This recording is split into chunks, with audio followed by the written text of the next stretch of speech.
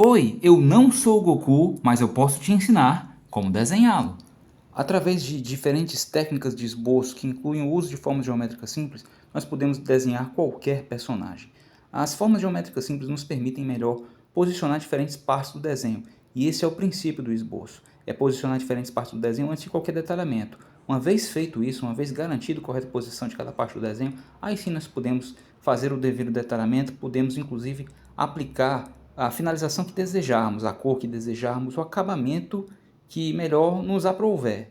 Mas para isso é importante ter um bom esboço. É o quê? Você está naquele grupo de desenhistas iniciantes que subestimam o uso de formas geométricas simples? Você não acredita no poder do desenho da forma geométrica simples, do círculo, do triângulo, do quadrado? Você acredita que o desenho dessas formas não vai levar o teu desenho a lugar algum? Que não vão te ajudar a desenhar personagens? Eu não acredito nisso. Eu tô aqui para te provar o contrário. Vamos a isso. Observe o nosso amigo Goku, vulgo Kakaroto. No Kakaroto, no Goku, nós podemos observar no desenho da cabeça a presença de um círculo, ou caso seja pensado de forma tridimensional, de uma esfera. Esse círculo vai estar sempre presente no desenho da cabeça, esteja essa cabeça sendo vista de frente, de perfil, semi-perfil. A partir de qualquer ângulo que você possa pensar a cabeça, você pode dispor do círculo. Identificar esse círculo é de suma importância. O círculo é uma das formas elementares que vai estar presente e vai se fazer presente em N diferentes pontos do esboço, tanto não só do esboço de seres humanos, também do esboço de animais e de objetos em geral. Então o círculo é de suma importância, esteja atento a ele. Outra forma de grande importância é o triângulo, que aparece, por exemplo, abaixo do círculo, estruturando o queixo, o maxilar do personagem. Esse círculo vê-se particularmente presente no desenho de personagens em estilo mangá.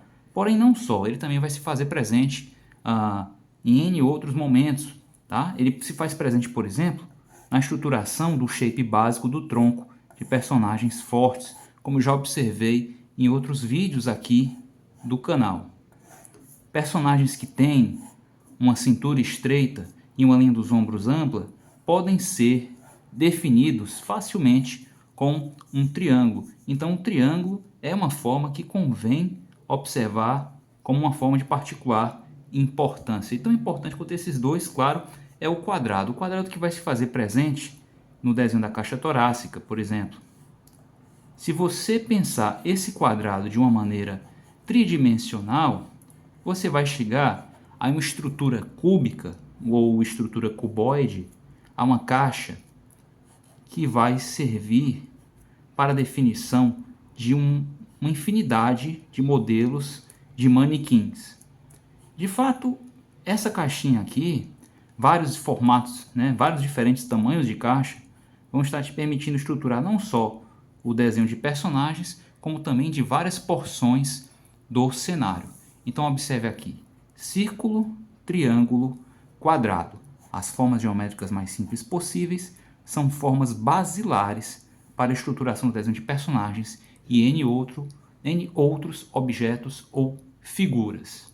Existem N diferentes modelos de manequim. Vamos utilizar o desenho do Goku, que foi apresentado num frame anterior, para definir um manequim simples que você poderá utilizar para desenhar não só esse personagem, como qualquer outro que seja de seu agrado. Vamos nos basear nessas formas aqui que eu destaquei para vocês, para montar um manequim com muita simplicidade. Através de um círculo, desenhe um triângulo abaixo desse círculo.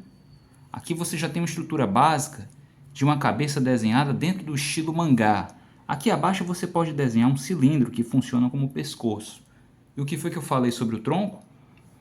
Eu disse que no caso de personagens fortes, que tem uma ampla linha dos ombros, uma larga linha dos ombros e uma cintura ou quadril estreitos, para personagens assim, um triângulo estrutura boa parte do tronco. Você pode, abaixo do cilindro que você utilizou para estruturar o pescoço do personagem, você pode traçar um triângulo. Esse triângulo pode ser a base do tronco do seu personagem. Eu também falei que existe o quê? Um quadrado, ou retângulo se preferir, que vai estar estruturando a caixa torácica. Isso pode parecer complexo a princípio, porém observe como com poucas definições você obtém um manequim funcional. Aqui você tem um tronco, o esboço de um tronco. A partir daqui, você pode utilizar cilindros ou, pensados de forma mais simples, retângulos, para estruturar os braços. Parece complexo? Você pode retirar esses excessos e redefinir essas formas, uma vez que elas já foram posicionadas. O retângulo, ele já pode se transformar em uma caixinha de fósforo ou uma caixa torácica tridimensional. Essas diferentes faces da caixinha vão estar sugerindo tridimensionalidade para o seu desenho.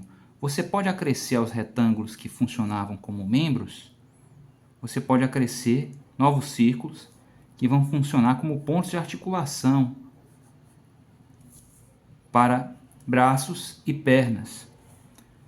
Você pode utilizar um outro cilindro simples para funcionar como eixo da coluna. Você pode, no lugar de um triângulo, desenhar uma cuequinha que vai seguir uma orientação triangular, não deixa de ser, para definir o quadril. Se quiser utilizar uma elipse sobre essa cuequinha, você vai estar conferindo tridimensionalidade ao seu quadril. E olha só, você já tem um construto, uma forma mais elaborada que a anterior. É assim que funciona o esboço, essa é a lógica do esboço. Uma forma mais simples vai gradativamente cedendo lugar a uma forma mais complexa. A simplicidade da forma inicial te permite melhor posicionar cada parte do desenho sem perder muito tempo com detalhes. E assim você vai avançando gradativamente e acrescentando, uma vez estruturado o manequim, detalhes anatômicos, para então seguir com um detalhamento de pormenores relativos a um uniforme, traje ou roupa. Os músculos, a definição de ossos e músculos é necessariamente posterior à definição do manequim. Essas formas geométricas não poderiam ser mais úteis. É graças a elas que eu posso dispor de ossos e músculos com uma maior segurança. O que não quer dizer que eu não vou precisar fazer correções. Durante todo o processo de esboço, eu faço correções, até a etapa de definição do lápis, chegando inclusive na arte final. Em nenhum momento eu só deixo de corrigir o desenho quando eu concluo de fato.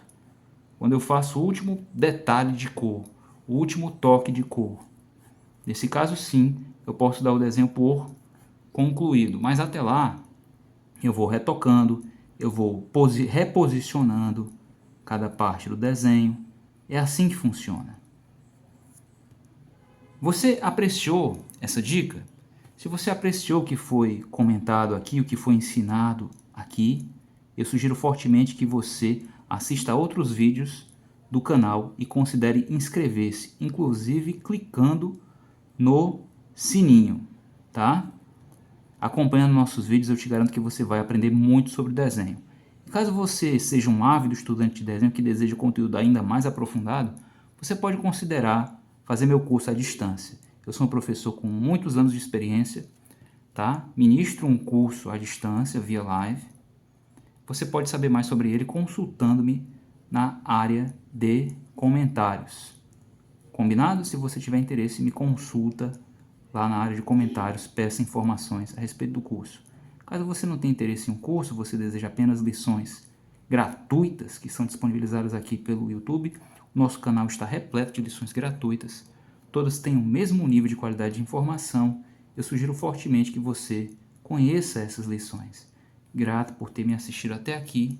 Eu te aguardo em um de nossos próximos vídeos. E lembre-se, de forma alguma você deve subestimar o poder das formas geométricas simples. elas podem te levar ao resultado que você desejar, ao esboço, à line art, à estrutura que você desejar, para pintar, para finalizar ao seu gosto, ao seu próprio gosto. Entendido? Até a próxima!